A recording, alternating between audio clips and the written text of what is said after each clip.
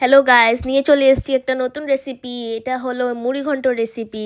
এটার জন্য আমাদের আগে মাথাটাকে ভেজে তুলতে হবে। তারপরে আমি এখানে আলু ছোট ছোট করে ভেজে নিয়েছি, গোবিন্দভোগ চাল নিয়েছি, এটাকে আমি ধুয়ে তারপরে ভেজে নিলাম।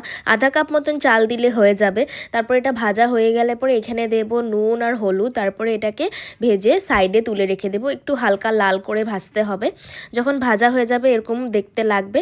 তারপরে এটাকে আমি সাইডে তোলার পরে একটু তেল গরম করে নেব। ওইটাতে আমি এখানে কিছু মশলা অ্যাড করব।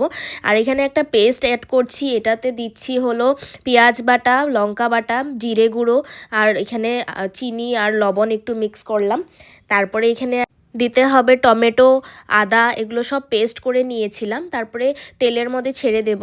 এখানে এটা দেওয়ার পরে যেটা আমি চাল ভেজে রেখেছিলাম আর আলুটা, ওটাকেও অ্যাড করে দিয়েছি।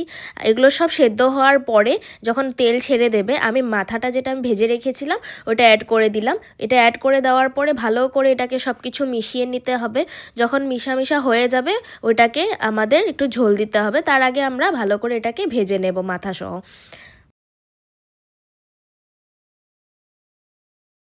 যখন দেখবো এটা কষে এসছে, তারপরে এখানে আমরা ঝোল দিয়ে দিলাম। ঝোলটা আপনার পরিমাণ মতন দিবেন।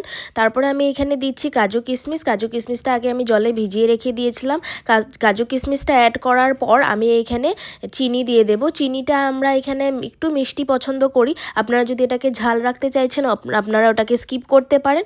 চিনিটা দেওয়ার পরে যখন ফুটে আসবে তারপরে দেব গরম মশলার গুঁড়ো, আর আমাদের একদম লাস্টে ফুটে যাওয়ার পরে আমরা এখানে অ্যাড করব ঘি।